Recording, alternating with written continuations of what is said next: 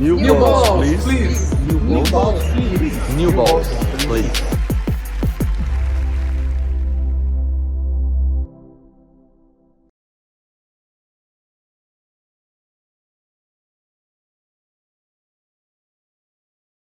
Salve, salve, meu povo! Tá começando mais um New Balls Please! Para aproveitar esse restinho da temporada de grama, daqui a pouco trocaremos a nossa quadra aqui também, porque vem aí a temporada de quadra dura. Ainda tem muito tênis em 2025, é claro.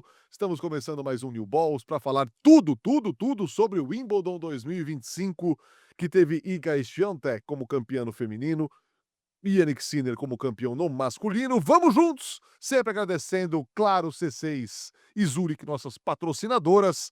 Como vai, Fernando? Eu vou Você bem, está bem? vou bem. Você está um pouco aliviado que está terminando a temporada de grama? Você sabe, até como comentarista, é a quadra mais difícil de comentar. Tem menos nuances o jogo. Ah, sacou melhor, sacou pior, tomou tem menos por onde você possa, né, vou jogar mais alto, vou usar mais existem. Pra mim é o trabalho mais É, o jogo é difícil. mais parecido, com exceção quando você não tem o Alcaraz na quadra, né? Mas mesmo assim, Porque o ali Alcaraz não mudou tanto ontem. Assim, uau! tem coisas muito legais para falar sobre isso, porque testemunhos de outros jogadores. A semana ela foi costurada meio que em torno de Alcaraz e Sinner, com declarações boas de tenistas, como por exemplo, o Ben Shelton falando sobre jogar contra o Sinner e dizendo: "Eu não encontro contra ninguém Não a é tão pesado. intensidade e a porrada da bola que eu encontro contra o Sinner".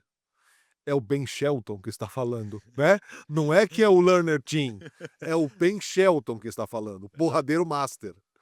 E do outro lado, todo mundo falando dessa questão da variação do Alcaraz, e o próprio Sinner dizendo que o Cahill falando que ele viu tantos jogos do Alcaraz quanto ninguém nunca viu nesses tempos, porque é essa dificuldade do jogo que o Alcaraz te impõe pela imprevisibilidade, pelo tanto de armas que ele tem. E o Então, calar um pouco, os torcedores, naquela coisa: ganhou os últimos 4, não sei o quê, entrou comprou um apartamento na cabeça, não sei o quê", e você vê que os caras vão se moldando para ganhar. Por aqui não, por aqui sim, por aqui não, por aqui sim. E ontem a gente vai falar bastante do jogo de ontem. Ontem o Sinner não foi um jogo vistoso, como foi vistoso, Roland Garros. não foi um jogo, quando eu falo que não foi tão legal, porque eles erraram muito. Demorou para pegar, muito respeito. Eu achei os caras irritadiços. É, porque eles não estavam jogando Tinha uma bem. tensão maior ali. Porque a sensação é assim: "Eu estou jogando mal, mas eu estou vendo você jogar mal". Porque, as pessoas têm um pouco de pudor de se você fala que o jogo não foi bom, primeiro, quem é você para falar? Segundo, pô, estou falando do Sinner e do Alcaraz. Tá, mas quando você vê 2 irritados, é porque você tá irritado, porque você não tá sentindo a bola, mas ao mesmo tempo tá 3-3, eu tô jogando mal, na minha sensação, e se eu estiver jogando assim melhor, eu ia ganhar vocês 2. Então o irritado você tá perdendo oportunidade. Você tá perdendo oportunidade de passar por cima desse cara, porque ele hoje não tá bem, E mas eu também não os tô. dois olhando para meio que olhando para fora muito mais do que o normal, meio que pedindo socorro, tipo: "Me ajuda, cara, eu preciso aproveitar isso aqui, a porta abriu". Quantidade de direita que errou o Alcaraz no começo, assim, de não fechar, sabe, e a bola embora, Porra. embora. E não tinha longas trocas de bola. Aí você vai falar: mas é grama". Tá, mas Sinner e Djokovic, e depois no final do primeiro set começou a ter um pouco mais de troca de bola, aquele último ponto, set point do Alcaraz maravilhoso, Aliás, os 2 set points dos 2 primeiros sets foram espetaculares, né. maravilhosos. Mas é isso, mas não teve essa troca de bola, e olha que a quadra estava muito mais lenta já. Já estava mais jogável para se mexer. Só que aí você via o Alcaraz pedindo tempo lá atrás, jogando bem atrás, muitas vezes, o Sinner escorregando nas curtas. Por quê? Porque estava atrás da faixa de uso. Então você fala: "Cara, que jogo maluco que esses 2 estão fazendo". Respeito, tentando coisas novas. E era tem um aspecto do contexto da temporada, e principalmente depois da final de Roland Garros, da forma como foi, que foi duro demais para o Sinner perder aquele jogo. Eu acho que esse componente, ele trouxe essa carga de nervosismo, de tensão, de cuidado excessivo. Do 4-2 do primeiro É. set, que ele acaba jogando mal. O final do primeiro set, o Sinner desaparece do jogo. Só que aí o Alcaraz não consegue segurar o jogo, porque ele também não está sentindo o jogo. Ele ganhou o primeiro set, porque ele fez 2, 3 bolas espetaculares, mas o jogo veio para a mão dele. Porque ele não estava fazendo por, agora eu estou jogando muito melhor que você. Era uma coisa de quem joga menos mal. Até que depois o jogo se acalmou e aí o Sinner tomou o jogo para ele. E isso que eu achei legal, assim, porque em Roland Garros a gente viu, em determinados momentos, um Sinner, eu vou dizer, acuado, em alguns momentos, pelo bom momento do Alcaraz.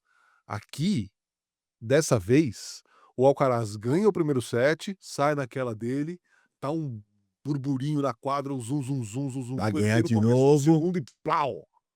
Ele começa o segundo, já, falou: "Opa, tô aqui, eu não saí do jogo, vamos baixar a bolinha, vamos sossegar aqui E um até tempo." ficou estranho, porque eu não sei se você viu na transmissão que eu falei, ele bota a mão na Na perna, e aí ele perde 3 games. E eu falei: "Ah, cara, eu não vou falar porque, putz, já passou por tanta coisa, vou tentar sentir". E aí fiquei na virada, que vai para o intervalo, eu fiquei vendo, será que vai chamar o fisioterapeuta? Não, ele ficou de boa. Eu falei: "Cara, então ele não sentiu". Então por que ele jogou tão mal os últimos 3 games? Será que ele sentiu mentalmente? Será que ele viu de novo e voltou o fantasma? Só que ele começa bem o segundo, e já começa no primeiro ponto já com Atitude 0,30, e positiva. blá-blá-blá, e ele quebra e ele passa por cima. É realmente um jogo atípico, mas eu acho que vai acontecer muito isso a partir de agora, porque eles estão começando a se conhecer demais. Eles estão começando a se entender, que quando tá com problema, vai para o saque aberto com kick e sobe na rede. Quando começa o Sinner a impor o carro dele para cima, aí ele começa a querer dar curta, começa a dar slice. Isso é repetição de capítulos? Ou seja, isso é hora de jogo um contra o outro, ou é também essa aplicação que o Keio falou, que ele assiste muito vídeo do Alcaraz e tem aquilo ali memorizado? Vê, eu falei Onde isso se aprende eu falei mais? isso na transmissão, vou dar um exemplo muito pessoal. Um dos meus grandes rivais não era o Guga, era o Jaime. Uhum. Eu tiro o número 1 do Brasil do Jaime. O Jaime é um cara que teve um problema de saque, só que de fundo de quadra ele era maravilhoso, ele tinha uma curta de esquerda. Vai se lascar, Jaime, sabe? Ele botava a bola assim, tum.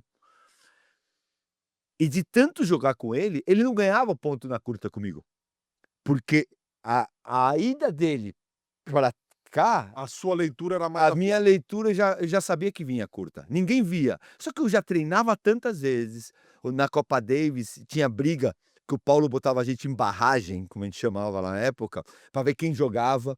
Então a gente jogava o melhor de 5 na terça-feira, pra ver quem jogava. O Paulo botava essa pressão, mesmo eu estando na frente do Jaime, ele me botava essa pressão, falava assim: "Se o cara ganhar o melhor de 5 ele vai". Imagina jogar o melhor de 5 na terça-feira, sendo que na sexta que é quem vai jogar. valer. Eu mexia no saque para ver se ele fazia dupla falta, ele só jogava na minha esquerda. Só que você tem uma leitura do cara tão aguçada, e hoje você tem a internet, que aí você tem o Tem técnico, internet e você tem os programas que dissecam o seu adversário, né? quando que ele dá curta? Quando ele tá atrás. E isso tá tudo, porque você consegue mentir, só que a tua cabeça, na hora que você bate a bola e você vai para o saque aberto no momento importante, você vai 80%. Porque ali é a tua zona de conforto, a curta é a tua zona de conforto. Teu saque e voleio no medo então, de cada 10 momentos ruins, o Cahill olha para ele, para o Ciro e fala assim: "Ó, de cada 10, 15, 30, ele vai subir 7 vezes. Hum. Tá aqui, ó. Então o que você faz? Você já tá preparado. Se o cara vai lá e dá um ace no meio, tá tudo certo, mas você já sabe que ele vai vir. E aí você, pum, botou no pé dele. Porque você sabe, você não vai devolver pra cima, você vai devolver pra baixo. Então, a que você devolveu pra baixo, quicou no meio, ele te dá um winner. Beleza, tá tudo certo, mas tá dentro do 7. 7 de 10. Começou a ficar muito estatístico. Coisa que eu brinco com você, que eu sempre odiei a estatística, é que na nossa época, o máximo que você tinha é quantos breakpoints, é aquele quadro que você Sim, vê no basiquinho. o básico quando acaba o set. Isso era o que a gente tinha de informação, o resto era técnico e jogador. Hoje, você tem uma analytic absurdo, 4 na direita, uma na esquerda, e vai ficar isso, só vai piorar. A sua reunião pré-jogo hoje ela é muito mais detalhada. Aliás, o Carolinda dessa semana vai falar exatamente a respeito disso. Porque talvez na sua época a gente ouvisse muito mais: "Porra, perdi porque não pus uma bola na quadra". Você fala isso hoje, cara, é praticamente uma agressão, né, diante do que você tem de elementos. "Não, eu perdi porque, cara, o meu forehand, o meu inside out foi uma merda, eu perdi porque, cara, eu saquei mal, eu perdi porque o meu jogo de rede não funcionou", enfim, a coisa é muito mais Ou porque ele detalhada. jogou 80% da minha esquerda e minha esquerda não é boa. E eu preciso melhorar minha esquerda, sólida, porque ela não tá. É, realmente. Hoje você tem. E hoje você tem. Quando você sai da quadra, você tem do cara que você vai jogar e do erro que você tem. E isso é maravilhoso, que é um papel do técnico. O jogador, ele tem a percepção do jogo. E quando vem a percepção de fora, com o técnico baseado, ó, tá aqui, ó. O cara saca 80% assim, 90% assim. Beleza. E aí se tá no 30-40 é um feeling teu. Será que ele vai vir mesmo ou não? É a maneira que eu tento, tem gente que vai e gosta de dar umas cornetadas em mim, é a coisa que eu tento quando eu tô comentando. Eu jogo com uma pessoa, por isso que eu até entendo a confusão. Ontem: "Ah, você está torcendo para o Alcaraz", a galera fala: "Tá tudo certo, eu não tô aqui nem criticando quem me critica", porque a pessoa não entende que o meu comentário é sobre quem tá perdendo. Mas já passou da hora de entender, né, você tá na televisão há 15 anos, cara. É, mas eu tô ali como Alcaraz, perdendo Sim, sim, 6-4, 6-4 e eu sim. preciso como eu saio desse problema? É.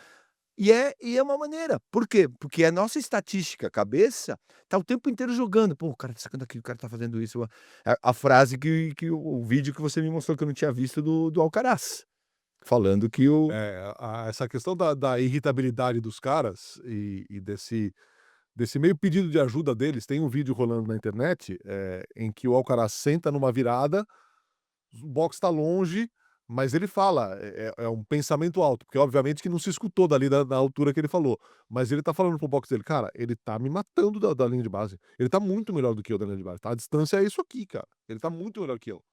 E aí ele tá pedindo ajuda pro e ban é isso que é legal, até pra ajudar. Como que você muda isso? Às vezes com a primeira bola, às vezes com a forma de sacar. O ponto normalmente ele determina, ele acaba sendo feito por causa das primeiras bolas.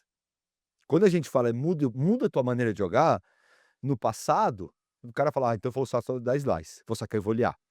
Essa é uma forma de mudar. Mudar a maneira, como que você está começando o jogo? Tô devolvendo no meio, forte no meio, e não tô ganhando nenhum ponto. Muda a maneira de jogar, beleza, vou devolver na esquerda. Porque o ponto começa diferente. Se você devolve no meio, comigo, eu fujo e jogo na tua esquerda lá. Bom, você é canhoto, mas voltando à esquerda. Beleza. É um começo de ponto. 80% dos pontos são assim. Na hora que você começa a devolver na minha esquerda, que eu vou dar na paralela, mesmo que eu dê, não vai ser com a mesma força que aqui. Aí o jogo muda. Porque aí você começa a conseguir mandar um pouquinho mais.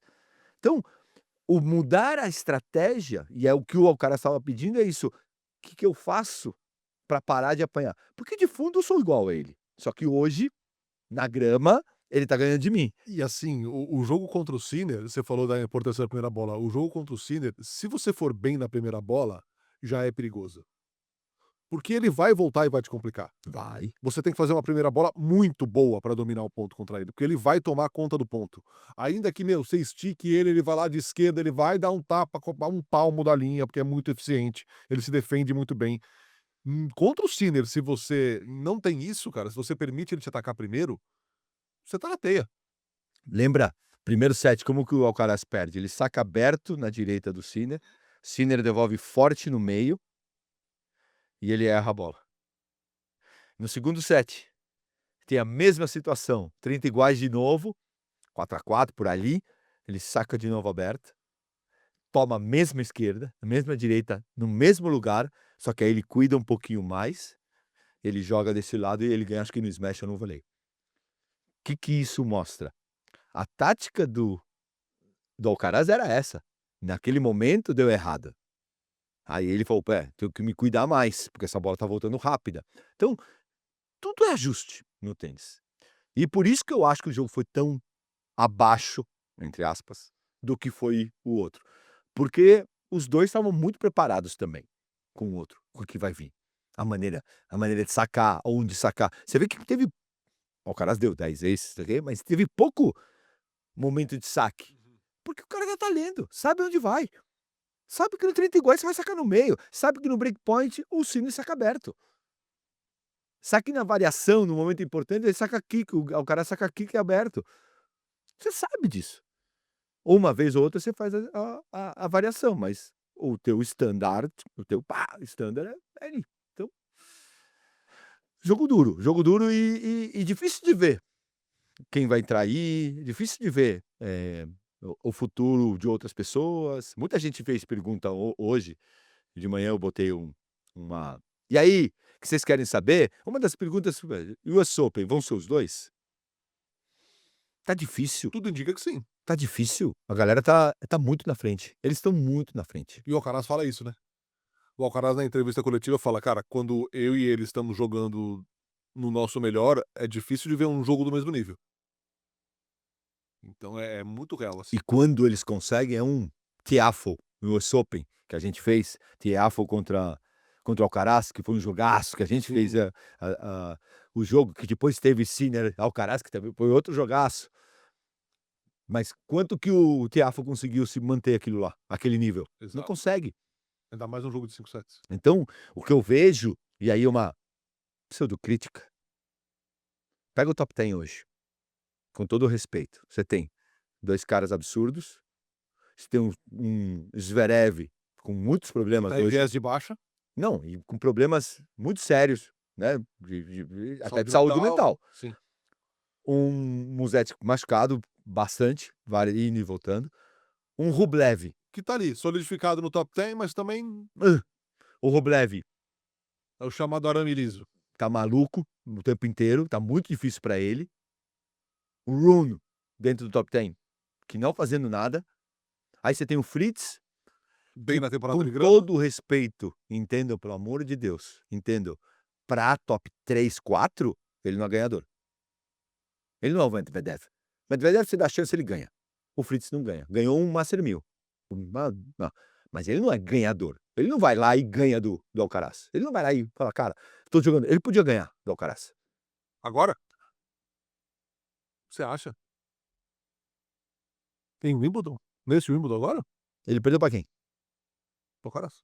Quanto foi o quarto set? Ele teve 6-4 no tie-break do quarto. E ele não ganhou. Ele vai pro quinto, desculpa, quinto é quinto. Ele podia, mas ganha? Não ganha. Então, uma vez eu falei isso do Medvedev e várias pessoas ficaram, mordidas. Medvedev, em comparação, Nadal, Djokovic e Federer, ele não é ganhador, ele é previsível. O Sinner, o Fritz, Fritz. em comparação o Sinner e o Alcaraz, ele é previsível e não é ganhador. Então o top 10 tá muito abaixo dos 2. Dos dois. Ou a galera entende e começa a trabalhar cada vez mais, estudar mais e melhorar mais, ou eles vão nadar de braçada, à la Goran Ivanisevic, começa a concordar com ele. Vão ganhar 3 de 4 todo ano, se não ganhar os 4. É, já aconteceu no ano passado, nesse ano aqui já ganharam os 3 primeiros, e é impossível não concordar com o que diz o Alcaraz na questão de nível de jogo. Alguns dos principais jogos que a gente viu, assim, em altíssimo nível foram entre os 2. A final de Roland Garros tá muito fresca na memória de todo mundo, é um desses jogos pra história. Muita gente reputa como uma das grandes finais de Grand Slam de todos os tempos. Então, realmente, eles estão Você vê um futuro Big Two? Muita gente perguntando isso. Big Three? Big Three, Ainda não. além do Big Two? Ainda não. Ainda não. Tem muita gente que sonha: "Ah, não, o João vai chegar aí pra se meter entre os 2". Faço votos, mas ainda é um caminho a percorrer. Não, mas eu tenho 2 coisas, mas aí eu acho que a gente tem que botar 2 coisas diferentes. Uma coisa é chegar no nível. Ir lá e ganhar um dia. Uma hora Pode dessa, acontecer. que pode acontecer. Pode chegar no US Open, começar blá, blá, blá, chegando umas quartas de final, pode pegar e ganhar. Beleza. Se, Então é um Big Three? Não, não. Se não. estabelecer ali e começar a dividir grandes Slam com os caras, é outro Ué, passo. vamos ser o que a gente sempre foi, realista. O João tá ainda, e acho que a gente pode fazer até essa análise, que é depois, em algum momento, fala assim, quem é o João em comparação hoje ao top 10? Que tanto se fala que ele vai ser, que não sei quanto. Vamos fazer, eu ajudo. É uma opinião, né? É legal fazer. Mas para você trazer o Big Three, é um cara que é uma rivalidade. Isso é uma rivalidade. Dos últimos 10 Grand Slam, 8 eles chegaram à final. Beleza, isso é uma rivalidade. Isso é um Big Three. Um Big Two. Para botar um Big Three, Rune, Tsitsipas, Zverev, seja quem você quiser. O Medvedev ganhou 2. Eu acho que a gente tá neste momento, tá? Neste momento. A gente tá muito mais para uma era Sampras e Agassi do que para Total. uma era Big Three. Total. Concordo com você. Total, total. O terceiro é o Ferreira, que não ganhou Grand Slam, mas estava sempre ali. É a história do primeiro entre os humanos. É o cara que está sempre ali. Cheguei na semi, fiz final. Fiz na semi, final. Mas você é o Big Four? Não, não é o Big Five. Não, desculpa, está fora. Diferente do Murray, diferente até do Wawrinka. O Wawrinka não foi Big Four e ele ganhou 3. Desculpa. O Guga não foi Big Three na era Agassi, porque ele ganhou 3. A gente tem que ter um pouco de humildade, né? E menos pachequismo, seja qual o nome que você queira, não sei lá. Não, é um grande jogador, é um bom menino que tá jogando muito bem tênis, sim, mas calma, ele tá 48. Sim. 48 e é demais. Mas assim, hoje, tá? Hoje, ele já ganhou de Rublev no top 10. E acho que ele ganharia de mais uns 3 ou 4 dentro do top 10. Hoje, olhando pro top 10 hoje, dentro daquilo que você falou, há uma distância muito grande entre Sinner e Alcaraz e o restante dos 10 melhores. O João tem bola para ganhar de mais alguns top 10. Vai ganhar. Todos nós, numa carreira, acabamos ganhando de top 10. Se você tem uma carreira boa, e você fala, cara, eu tive uma carreira boa, você vai lá e ganhou. Ou de ex-número 1, ou de jogadores que estão naquele momento. Tá tudo certo. Mas isso não estabelece você. Porque a gente tem que ser sincero. Até os top 10, eu ganhei do Kafelnikov 2 vezes. Uma vez ele entregou o jogo pra mim. Vamos ser sinceros. Em Praga, quando eu ganho Praga, ele entregou o jogo. Ele não jogou. Não sei que não posso afirmar nada, mas que ele entregou, entregou. Ele não deu um passo. Eu falei, beleza. Mas tá lá, Fernando Meligeni ganhou dos 6 do mundo, na época, ou 4 do mundo, mesmo. Então, é bem diferente. Bom, eram 5 vitórias consecutivas do Alcaraz contra o Sinner, ele encerra aqui. Primeiro italiano a vencer o Wimbledon, nunca tinha acontecido na história, para manter aí a primeira colocação do ranking. E, Fino, falado sobre o jogo, eu queria voltar a falar da excelência que eles trazem, inclusive além quadra. Porque durante muito tempo, e ainda a gente vive um golinho da era do Big Three com o Djokovic aí fazendo das suas, aprontando, chegando até semifinais. Daqui a pouco a gente fala dele também. Mas havia uma preocupação muito grande sobre a passagem de bastão, nas mãos de quem o tênis ficaria. E esses caras mostram a cada jogo entre eles que eles são muito grandes, assim, que eles são enormes embaixadores do esporte, que eles são rostos perfeitos para carregar a modalidade. No momento perfeito. Também. Momento. Porque é a excelência dentro da quadra, um jogo que, óbvio, ontem não foi legal, mas Roland Garros tá aí ainda, de novo, muito fresco na memória. É uma aula de cordialidade, de respeito, de boa relação.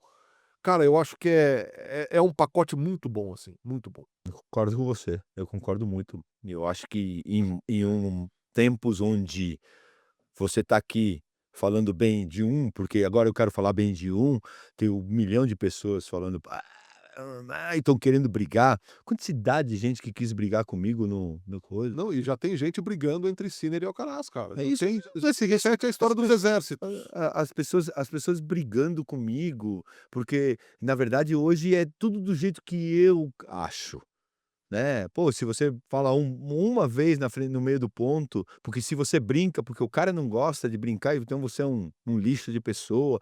Então, as pessoas entram nos espaços para atacar, achando que isso é normal. E aí quando você vê que é na maior rivalidade, sei se as pessoas ainda estão no Prost e Senna, né, ou no Piquet e Senna que, né, viveram se duelando ali, falando atritos. Cara, hoje você vê 2 caras que estão lutando porque vão lutar para ali, para ganhar. Do jeito que tá, a gente não consegue fazer previsões, mas daqui a pouco vai ter um, vai ter 10, o outro vai ter 8, daqui a pouco 12, 10. Eu acho que eles passam o Sampras, do jeito que tá.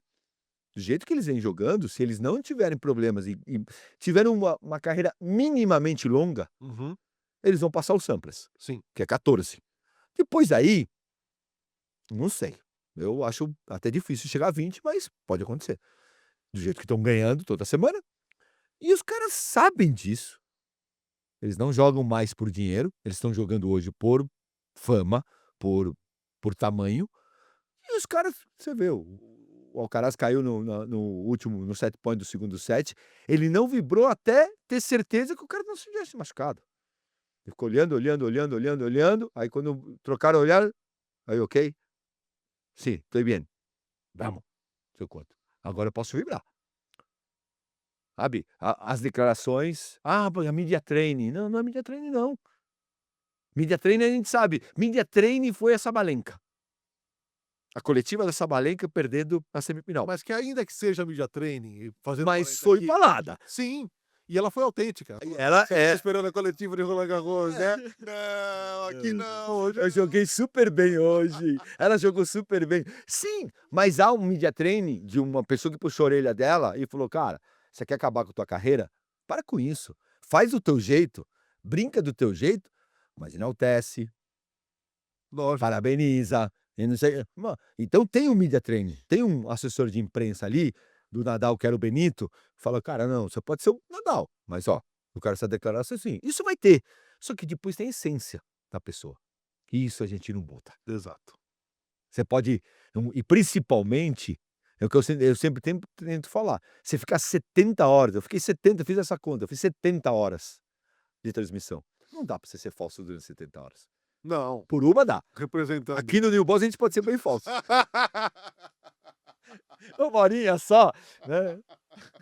Aqui a gente mente, né. Ô, Fino, A gente aumenta, mas não inventa. mas olhando depois as réplicas aos seus posts do jogo, enfim, aos nossos aqui do New Balls Please, do resultado e tal, já começou essa guerrinha de um lado para Sinner, de outro lado para Alcaraz, um dizendo que o Sinner é drogado, dopado, outro dizendo que o Alcaraz é presepeiro, moleque, vai pra Ibiza, se acha, mascarado, que fica fazendo assim.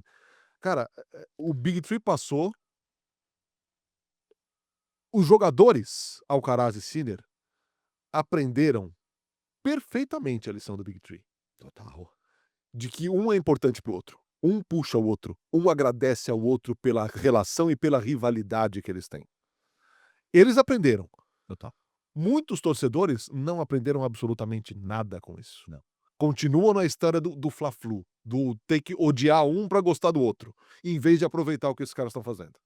E acaba prejudicando a própria história, manchando a história da Bia, enchendo o saco um pouco do João quando não tem que entrar. Porque essa história do futebol também já acabou. Essa história que eu posso ir no estádio e falar o que eu quiser, também já acabou. Porque antes você ia lá no estádio só para xingar o juiz, hoje você tem que tomar cuidado com o que você vai xingar. Você pode soltar um palavrão, mas toma cuidado com o que você vai falar, porque tem uma câmera lá que pode te pegar. Sim. Então, quando que a gente vai aprender como ser humano, que a gente pode não gostar dessa ou daquela, a gente pode ser direita, esquerda, religioso para lá e para cá, ou Fla-Flu no futebol, ou Alcaraz, ou Sinner, ou Djokovic, só que o mínimo tem que ter. Será que a gente vai precisar entrar num limite para isso? Quer um cara mais competitivo que o Djokovic? Você já viu ele falar uma vírgula dos caras? Ao Ele tá contrário. ele tá sendo tirado do circuito. E aí eu posso falar com uma facilidade tão grande, porque eu tirei um monte de gente do circuito do número 1 do Brasil e eu fui tirado pelo Guga, eu fui escanteado pelo Guga. Cara, o tempo inteiro a gente é escanteado. E mexe no ego da gente, mexe no brio, fala: "Cara, moleque, você acha que eu não quando o Guga apareceu, ganhou de mim em Campinas, em 96, eu queria morrer". Aquele vestiário, o Pardal poderia um dia sentar aqui e contar a história do muito mais do que eu. Eu perdi do Guga num challenger nas quartas de final para o moleque, que estava já me tirando. Para o ego da gente, é uma dor absurda. É você ser tirado de fazer o jogo de tal. Todo mundo tem seu Você ego. quer mesmo falar sobre isso? Não, não, melhor não. Deixa quieto, abafado. Corta, não corta não. Mas é isso, a gente tem, é duro. E o Djoko tá fazendo o quê? Aplaudindo, aplaudindo. E o cara perde a final, como perdeu o Sinner, e aplaudiu. Puto, aplaudiu, e bora, vamos pra segunda-feira. E aí na outra segunda-feira, no próximo Grand Slam, ele vai lá e ganha. E aí tem o descabeçado e a descabeçada, que fica ali, falando atrocidades, entrando na internet das pessoas. E eu vou falar as pessoas me perguntam: "Mas por que que você dá tanta porrada?" Porque se a gente não falar, vai continuar entrando, porque comigo entra, toma uma invertida e é bloqueado. Só que o Zverev tá sofrendo, 80% do tenista tá sofrendo. "Ah, mas tem que aceitar", não tem que aceitar não. Porque uma pessoa que é farmacêutico, se tomar porrada pra caramba, na hora de fazer o seu trabalho, vai fazer mal. Um narrador fica tomando porrada, como a gente vê na ESPN que tomam, pode ser bom ou ruim o narrador, mas ficar tomando porrada o dia inteiro, não vai conseguir fazer. É impossível se blindar. Então, eu acho que tem que ter um pouco mais de coerência, né. Momento Zurich da semana, Fernando. Jogada segura, por que que o Sinner foi campeão e foi tão, competente, como você falou aqui em alguns momentos, e segundo o próprio Alcaraz, por que que ele amassou da linha de base, principalmente, o Alcaraz na final de Wimbledon?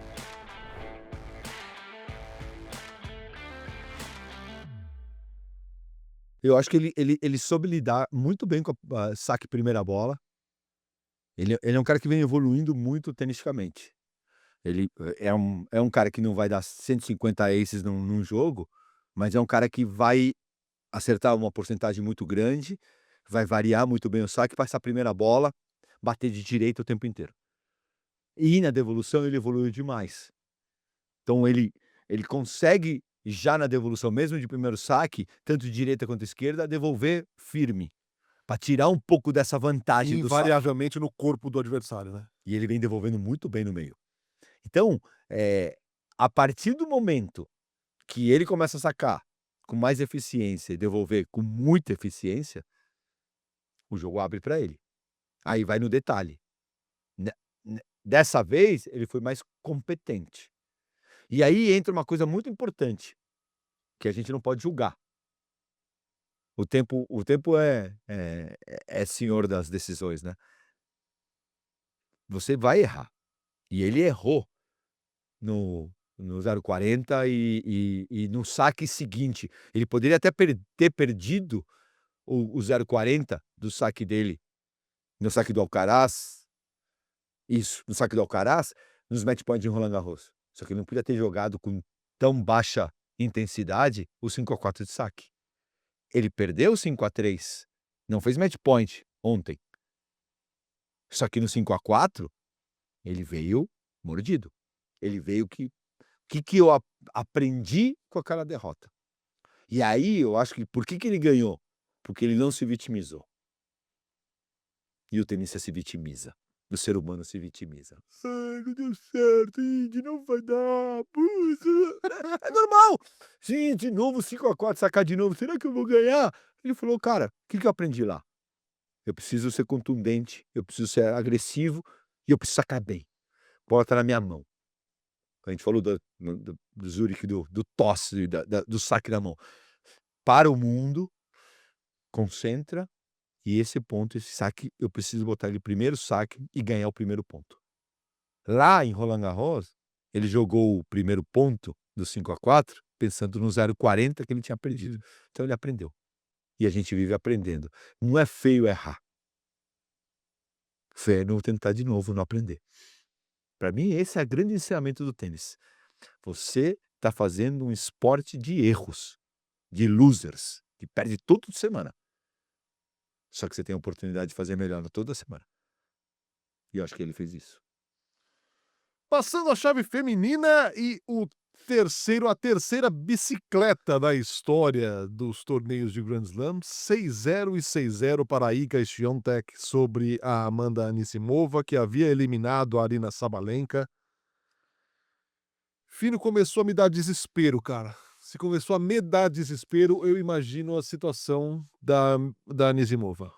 Ainda muito jovem, assim como a Iga, que chega aí ao seu 6º título de Grand Slam. Eu falei isso anteontem e em tudo que eu venho falando. É difícil você separar, né, porque as pessoas têm expectativa de que você fale muito bem da Iga.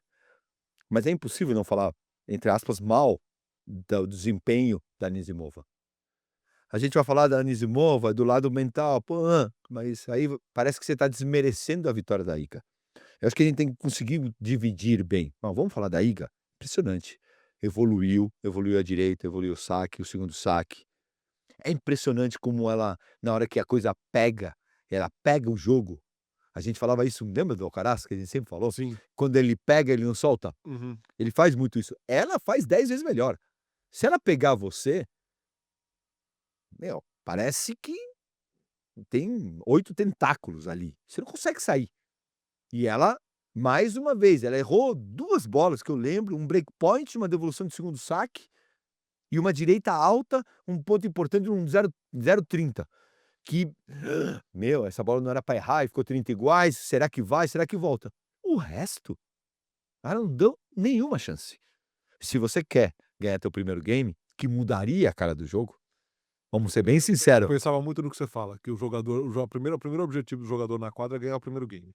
Tomou 6-0, estava 1-0, quase quebrou de volta. Eu acho que isso se potencializa, multiplica isso por muito quando o seu primeiro objetivo é ganhar o primeiro game numa final de Grand Slam.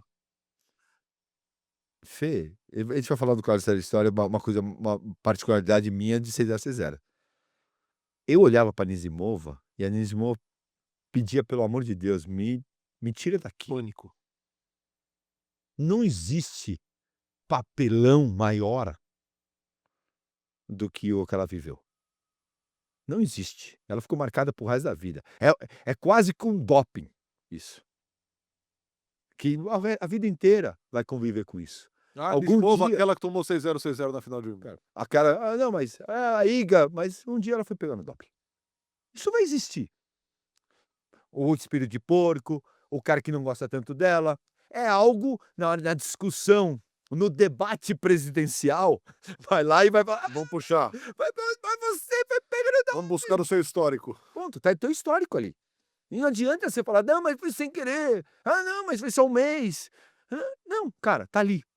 O 6-0, 6-0, ele é massacrante. E ela foi vendo isso, porque ela já entrou na quadra sem sentir a bola. Aí, vamos fazer 2 pontos aqui. Erro também, não se percebeu isso? Porque se ela vai lá e joga bem, primeiro game, e perde. Joga bem o segundo game e perde. Joga bem, tem 40-15 e perde. Ela entrou bem, perdeu a oportunidade e se travou.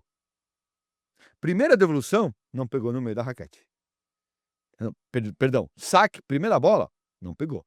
0,15. Não pegou. 0,30. Não pegou. 0,40. Não pegou.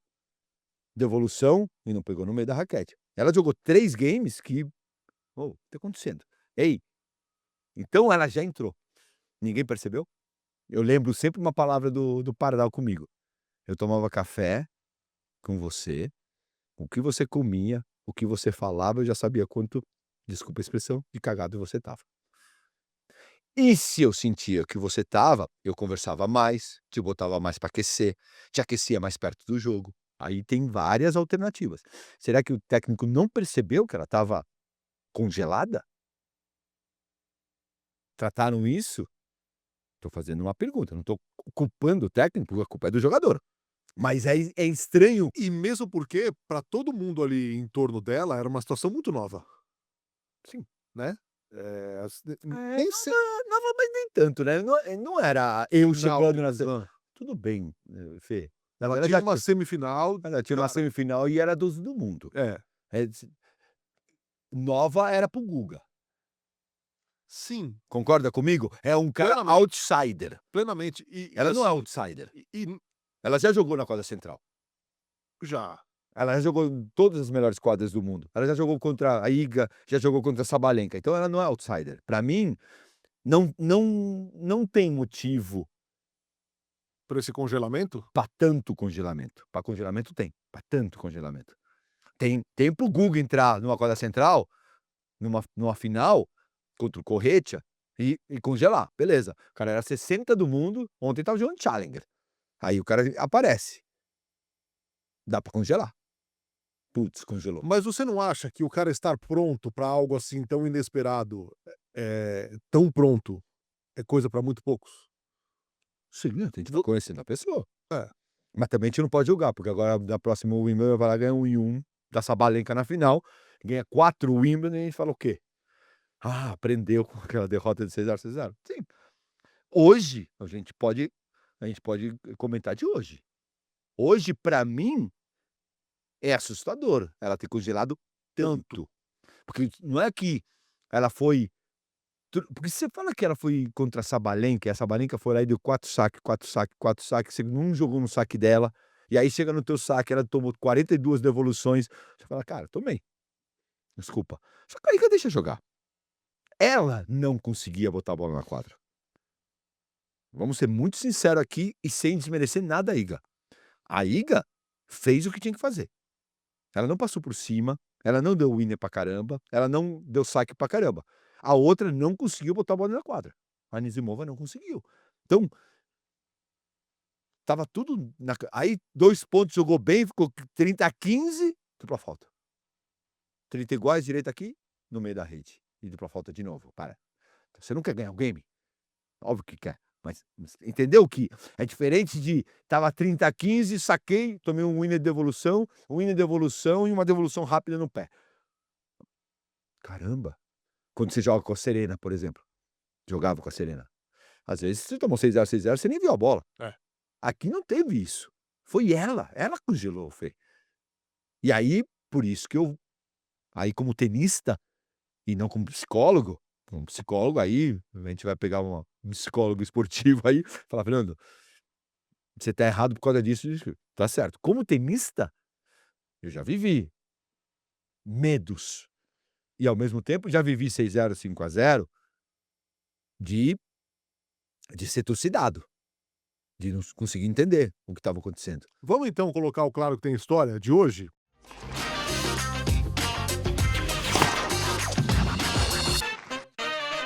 O Claro que Tem História de hoje falando exatamente de uma situação parecida com a que viveu a Anisimova nesse Wimbledon 2025. Não deixa de ser um pseudo papelão, porque eram mais de 5, 6 é o estádio do San José Sharks. Eu não sei quantas pessoas entram no San José Sharks, lotado. Eu joguei Copa Davis 1995 contra Bahamas, aqui no Tijuca Tênis Clube no Rio. A gente ganha de Bahamas até domingo. Domingo à noite eu pego um voo. Teoricamente, quando você sai, você joga na terça, na quarta, um dia. No dia que eu chego, eu tava com tanta moral, tava jogando tão bem que o diretor do torneio foi me ver no aeroporto. Eu: "Pô, ó, tô com moral". Só que ele chegou pra mim e falou: "Ó, cara, desculpa, eu sei que você deveria jogar amanhã, mas você vai jogar hoje à noite". Aí você lembrou do compadre Washington. Aí eu Sabe de nada, inocente. Aí eu falei: "Contra quem?". Eu não sabia nem contra quem era. Ele falou: "Só com um tal de André". Agassi. Pelo amor "Pode ser o de Deus. Andrei, pelo menos?". "Não, não, André mesmo". Quadra de carpete, rapidíssima, E eu falo: "Cara, mas A sua cara. eu falei: jogo às 7 horas da noite, jogo estelar, cheio, lotado, não tinha quem botar, tive que botar você". Fiquei bravo na hora, mas você não tem muito o que fazer. Falei: "Beleza, vou pro clube bater bola". Fui lá bater bola, quadra rapidíssima. Eu lembro que eu estava batendo na paralela e tava o Agassi batendo e o treinador dele era o Brad Gilbert. E o Brad Gilbert olhava pra mim, tipo, eu batendo naquela esquerda. A esquerda ainda não tinha mudado, né? Falei: "Cara, que papelão vai ser hoje?". Bom, voltei pro hotel, você ganha 6 horas, tô lá por outro pra jogar 1-0, 2-0, 3-0, 4-0, 5-0, 6-0, 1-0, 2-0, 3-0, 4-0, Pelo amor de 5-0 Deus. e saque pra ele. 5-0 e saque, 6-0, 5-0 e saque. Falei: "Tomei 12". Tomei 6-0, 6-0. E é a pior sensação que tem. Primeiro porque o torcedor quer ver jogo, segundo porque você se sente fora do circuito, e eu desesperado. Não sei até hoje se ele deixou, se eu ganhei, se eu tive sorte. Eu só sei que quando eu quebro o saque dele, ele vai lá e quebra uma raquete. Ah, você tá de sacanagem. Olhando pra mim, e quebra a raquete e começa a rir. Você tá de sacanagem. E aí, muita gente vai falar: "Que babaca, que não sei o quê". Não, ele era um cara muito legal. Cara de vestiário, cara que conversava, não sei quanto. Ele foi lá, botou não sei quanto, aí acabou 6-2 o jogo, 6-0, 6-2. E ele me dá um abraço depois, conversa comigo no vestiário, tá tudo certo, fala: "Pô, que sacanagem, você conta essa quadra não é pra você", e tá tudo certo. Mas a sensação da possibilidade de tomar 6-0, 6-0, eu passei mais uma vez contra o Gustafsson em Houston, também 6-0, 5-0, acho que eu fiz um game só e perdi 6-0, 6-1. Foram as 2 vezes que eu passei muito perto. É é é é como se você não pertencesse a esse esporte.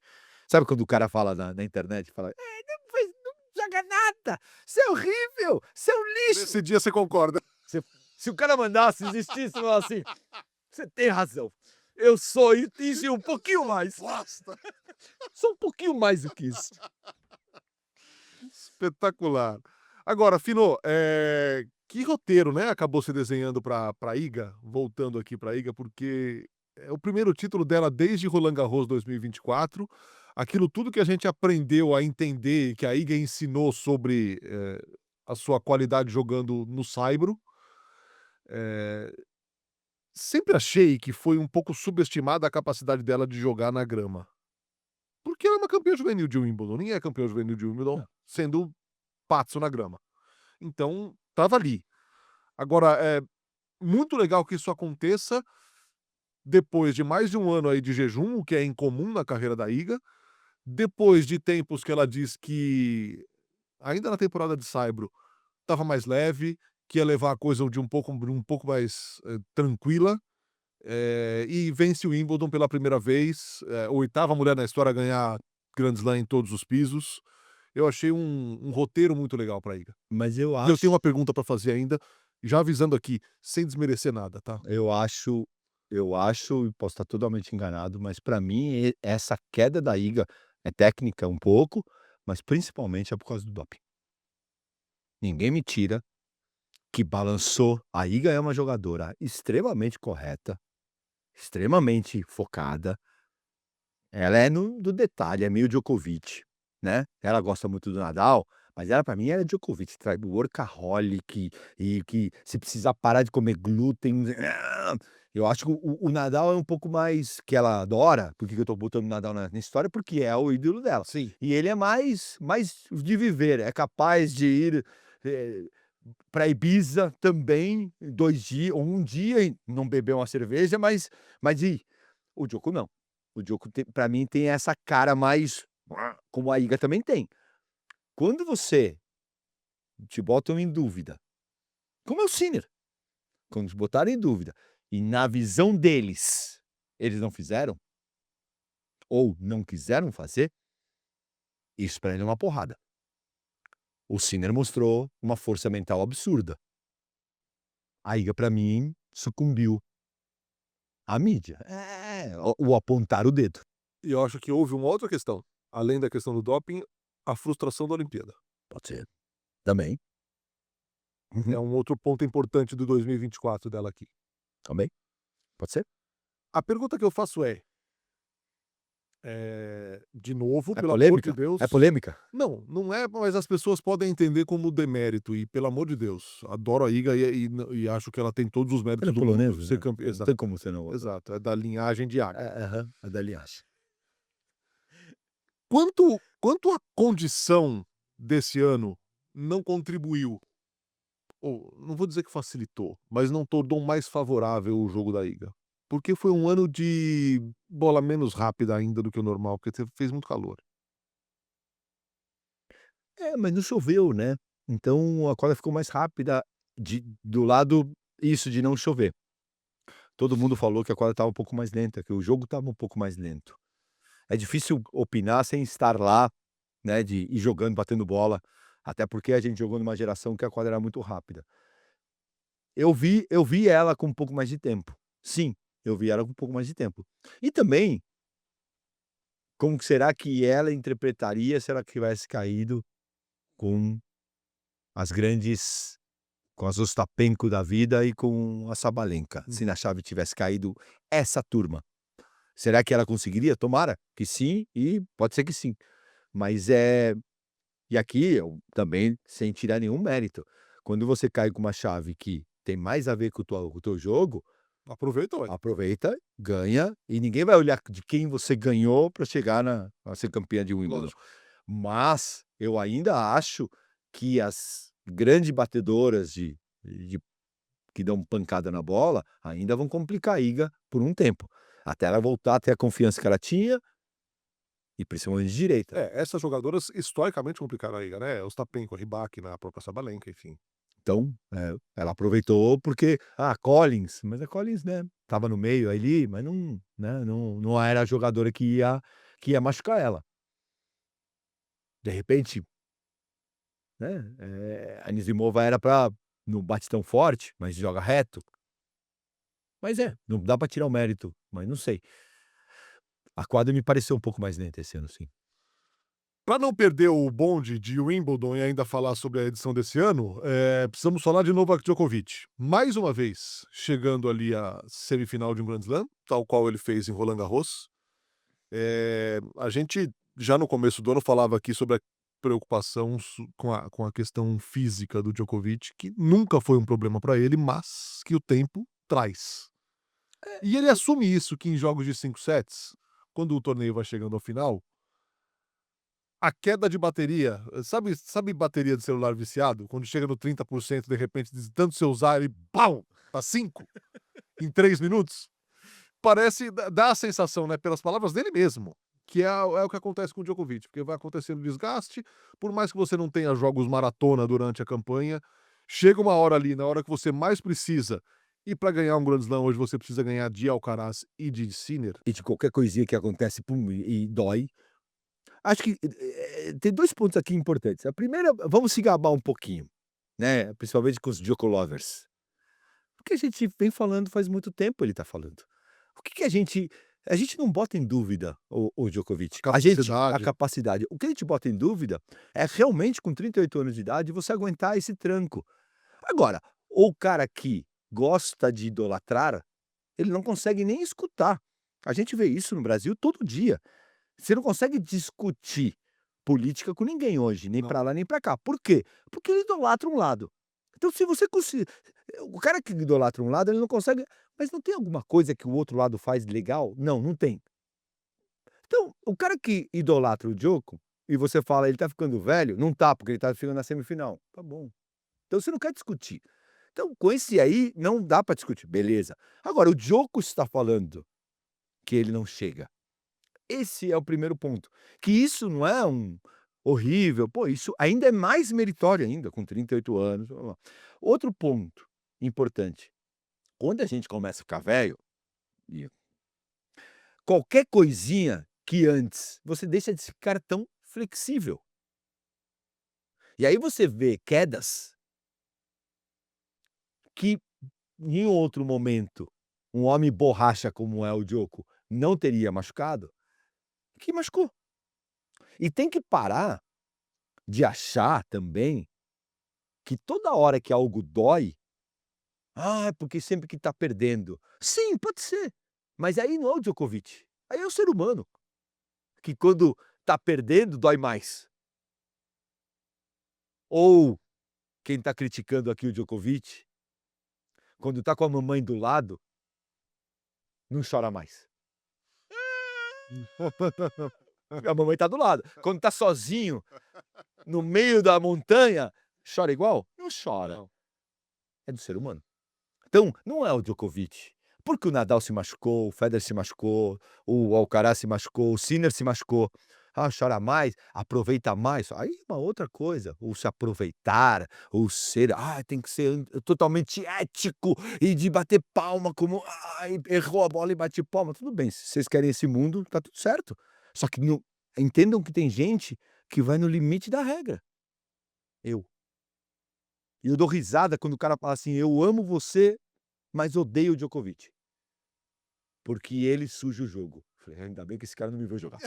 Ele me ama só pelas coisas que eu falo. Porque, cara, quantas, claro, tem história, eu já falei de atrocidades que eu já fiz dentro da quadra. E a pessoa: "Ah, não, mas isso era não, todo mundo é assim. Ah, chama médico. O seu Gustavo Kuerten nunca chamou médico, né? Não, não. Só quando o João Fonseca, ídolo de todo mundo, soltou uma não, em Wimbledon. "Ah, eu não estava sentindo nada, mas eu parei porque achei que era bom parar". Ele deu essa declaração. É normal, gente. "Ah, o João agora deixou de ser o nosso menino prodígio, porque ele parou o jogo na hora que não po". Cara, ele tá valendo milhões de dólares, tá valendo a vida dele.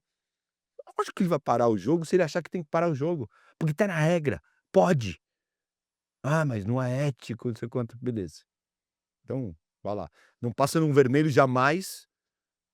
Se passar no vermelho, toma multa, mas todo mundo passa. Sim. Não tá certo, mas todo mundo passa, porque não percebeu, porque errou, porque estava apressado, sei lá, vai lá e toma a multa. O que ele não pode é bater. E não pode passar no vermelho? Não, não pode, mas passa. Por quê? Estacionar onde "Ah, mas é só um pouquinho". Mas aí a gente tem um pouco de paciência, segundo. Então eu acho que pra gente é um colírio nos nossos olhos ver o que o Diogo tá falando.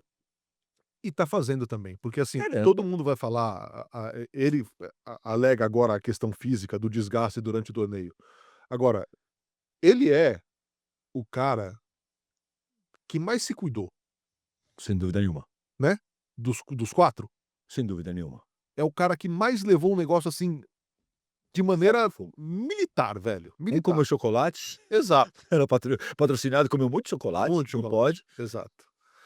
Outro Assim, e Nadal eu não sei também. e ele só está aqui aos 38 anos, chegando às semifinais de Grand Slam, porque ele foi assim, porque era importante pra ele. Só que agora tem 2 barreiras pra ele transpor pra ganhar o 25º título de Grand Slam, que a coisa aperta, cara, que é muito mais complicado. E também não sei se ele pegasse o Fritz na semi e não pegasse um dos 2 na final, não sei também se ele ganharia. Pode ser que ele ganhasse, ele tem mais chance de ganhar, mas também não sei, porque ele é o que ele falou, ele começa a chegar no 6º jogo, não tão fresco como ele chegava.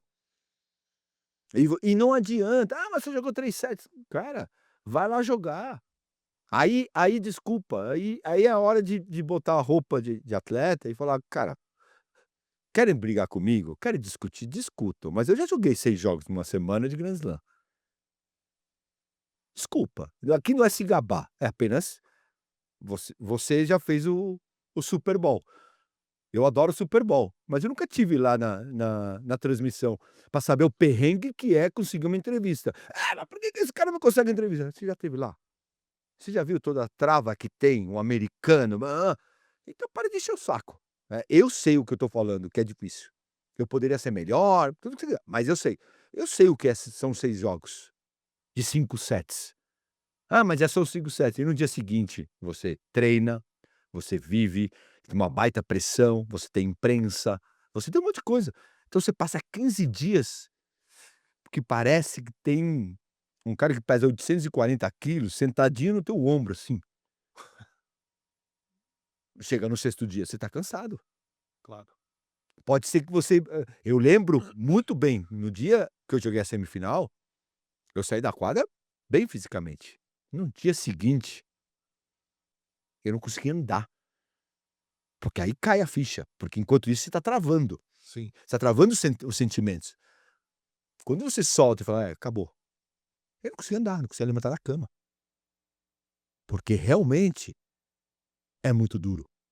E eu com 38 anos, eu tinha 32, tinha 29, ele tem 38. E 70 mil jogos na cabeça. É. E o corpo dele e o joelho dele, não é o joelho que, né, não é um joelho como diria Osmar de Oliveira, quando eu fui lá reclamar com ele: "Pô, tô com dor no joelho", eu falei: "Fica tranquilo, Fernando, você tem 30 anos, só que você tem o joelho de 80. Desculpa, você quer o quê? Você arrebentou com ele durante 20 anos da tua vida e você quer que ele seja novinho".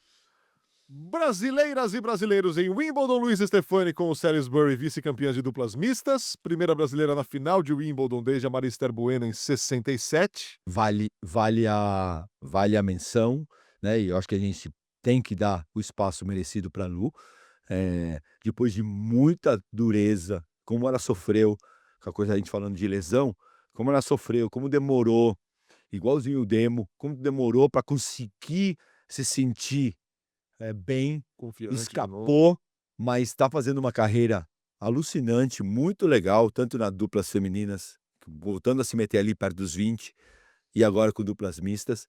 Muito legal ver ela jogar. Cabe, e é a minha obrigação como comentarista, falar. Faltou coragem de meter mais a mão na bola da devolução. Ficou muito no lobby, chegou um momento, acabou travando a devolução ali. E eu acho que esse é eu vejo a Lu como número 1 do mundo de dupla. Eu vejo. Não acho que não possa ser. O que ela voleia, o que ela o que ela entende, o que ela tá sacando bem. Agora, pra ser, ela precisa pegar a Krejcikova como parceira, que seria bom, né? Ou uma Mertens, né? Que tá na hora dela pegar uma parceira dessa, eu acho que aí ela voa, e ela precisa melhorar a devolução do saque dela. E o melhorar, não é que ela não tá aí, ela precisa só ter a tendência de ter um pouquinho mais de coragem, de meter mais a mão na bola, porque ela joga muito tênis, ela bate muito bem na bola, ela tem impacto da bola. Mas eu achei que ela ficou um pouquinho presa ali, infelizmente, mas, pelo amor de Deus, né? Parabéns, Lu.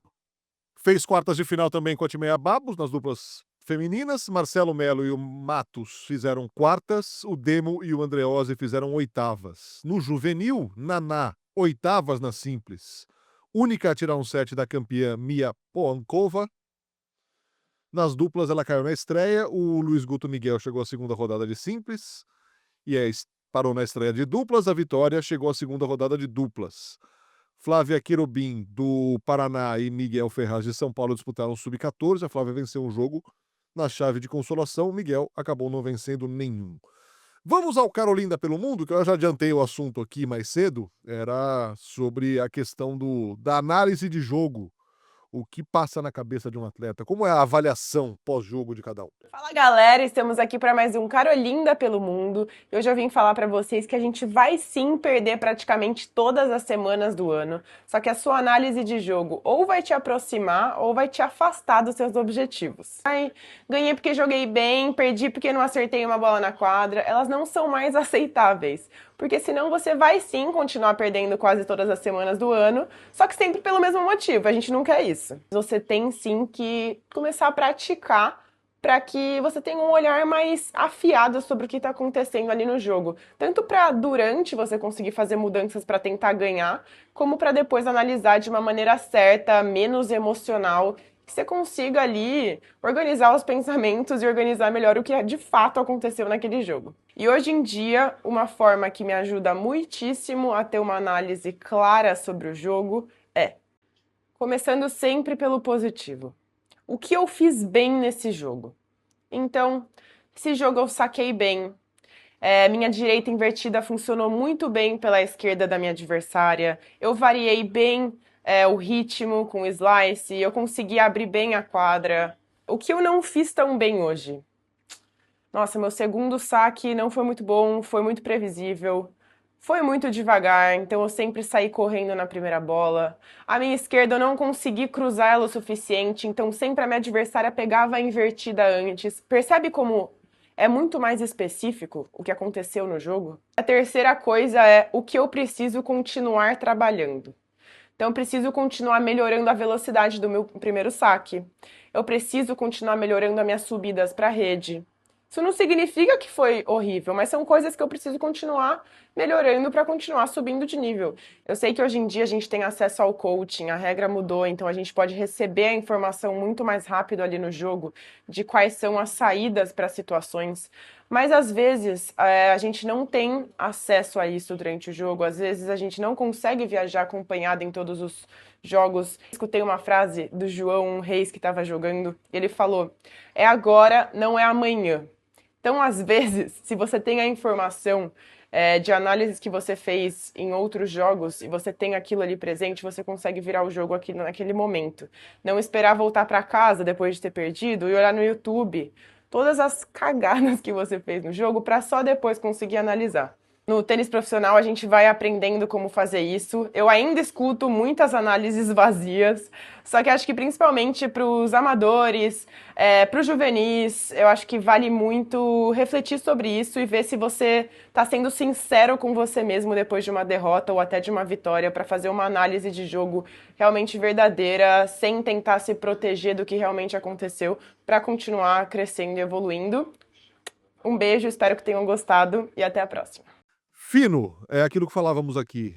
Hoje o tênis te dá ferramentas e não te permite ser simplista quando você analisa a sua vitória, a sua derrota, o que você fez de bom, o que você fez de mal. E é legal, né, porque você tem, além disso, de toda a estatística de saber exatamente por que você ganhou ou perdeu, também tem o extra-quadra. Que quando você chega dentro da quadra, tudo que você viveu e você fez, reverbera pra tua confiança. Não adianta a gente achar que não vai ter confiança nisso. Então, ótimo quadro, mais uma vez, da Carol. E cada vez mais o tenista tem que ser um estudioso. Ou ele tem isso nato, tem muito jogador que tem isso nato, Ou então você banca do CDF e vai lá e fica estudando ou estuda. Ou pega um treinador que estuda por você. Paga o treinador. Brasileiros pelo mundo, Challenger 100 de Asi no saibro da Romênia, o João Lucas Reis foi às quartas de final. No WTA 125 de Conterre-Seville, a Ingrid Martins e a Queen Gleason dos Estados Unidos foram campeãs nas duplas, quarto título dessa parceria. W35 de Rio Claro, Luana Plaza fez quartas na simples, a Luísa Fulana foi vice-campeã de duplas com a Carla Marcus, da Argentina. M25 de Villavicenzo, não, perdão, eu já coloquei aqui uma pronúncia italiana quando não é. M25 de Villavicencio, na Colômbia. Paulo Saraiva, vice-campeão de simples, segunda final de Italiano, carreira. italiano frustrado. O Paulo Saraiva com o José Pereira, campeões nas duplas. M15 de Salta, no saibro da Argentina, Gustavo Almeida fez semifinal. M15 de Lodz, na Polônia, Igor Marcondes, campeão de duplas com o Nicolas Slavic, da Suécia. J100 de Medellín, no saibro colombiano, Vicente Freda, campeão. Segundo título de ITF da carreira. O Henrique Queiroz fez semifinal. Felipe Mamed, campeão de duplas com Lenny Petit, da França. E Pedro Dietrich e Freda foram vice-campeões das duplas. J100 de Monte Rei, quadradura no México. Natália Tourinho fez quartas de final em simples e semi de duplas. J30 de Montevideo, no saibro do Uruguai. Lara Haas, 14 anos, campeã nas simples e segundo título consecutivo. Ela foi também campeã nas duplas com a Vitória Valadares, da Venezuela. Isabelle Andreola e Júlia Cassini, vice-campeã de duplas. J30 de Luque, no saibro do Paraguai. Mariana Teixeira, campeã de simples e primeiro título de ITF para ela. Sofia Albieri, vice-campeãs nas simples e nas duplas com a Sofia Scholz. Lucas Pontes e Pietro Gava, campeões de duplas. Felipe Moretti, vice-campeão de duplas com o Caio Spíndola. Acabou o Grand Slam. Vem aí, na próxima semana, Matos e Melo e Orlandinho jogando Bostad, Lindo. onde ganhou o Fernando. O Thiago Monteiro está no quali, passou a primeira já que eu vi. O Thiago perdeu. O Wilde perdeu a primeira para o número do mundo Isso. juvenil. Exato. O Demo no ATP 250 de Gstad. Tá com um visual péssimo o Demo essa semana, cara. Fernando Romboli no ATP 250 de Los Cabos. O João Lucas Reis e o Putinelli no Challenger 75 de Brunshötten, no saibro da Holanda. Matheus Alves no Challenger 75 de Pozo Blanco, na Espanha. Caro Bessel em Granby, no Canadá. Laura Pigossi, WTA 125 de Roma. Thaisa Pedretti, Luísa Fulana, Ana Candioto, Júlia Coniche, Olivia Carneiro, W35 de São Paulo. Brasil Tênis Classic, ano 7, torneio profissional feminino da categoria ITF W35, começando nessa segunda-feira no Pinheiros. Esta semana tem Los Cabos, tem Gstaad, tem Bostad no masculino, tem Hamburgo e tem IASE No no feminino. feminino. É isso. É isso? Isso. Você quer palpitar? Los Cabos, Rublev, Davidovich Fokina, Shapovalov e Qualis. Fokina. E Quentin Halys. Fokina. Fokina? Eu vou de Rublev. Gstaad, Ruud, Bublik, Martinez e Echeverri. A volta de quem não foi. Casper Ruud. Ruud. Eu também vou com ele. Tá muito quietinho, fugiu da grama como o diabo foge da cruz e agora vai jogar no Saibro. Bostad, Cerúndulo, Grigspor, Nuno Borges e Baez. Nossa, que difícil, hein?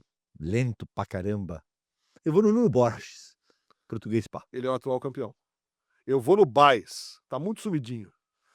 WTA 250 de Hamburgo, Alexandrova, Yastremska, Tatiana Maria e Liz. Vou ganhar sozinho? Tatiana Maria. Ah, queria. Queria. Em casa ainda, eu vou de Yastremska. E 250 de Asi, Avanessian, Jaqueline Christian, Anli, Parrisas Dias. Aqui é duro, hein? Empate. Eu vou de Christie. Siga o relator. Então é isso, meu povo! Vamos embora! Pra onde? Boas férias. Pra você também. Não me ligue. Não me ligue. Não, me liga. Não, me liga. Eu sinto sua falta. Eu não. Ó, mas não se iludam. Semana que vem ao vivo, hein? 7 da noite, ao vivo, semana que vem, o New Balls Please. 7 ou 8, estamos decidindo aí.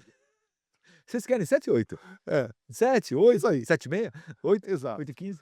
Então é isso, meu povo. Obrigado pela companhia. Obrigado, claro, C6 e Zurich, pela parceria de sempre. Obrigado a todos. Continue espalhando a palavra. Semana que vem tem mais um New Balls Please. Você se comporte, hein? Tchau. Filtro solar. Use filtro solar, já diria Pedro Bial. Tchau, gente. New balls, please. New balls, please. New balls, please.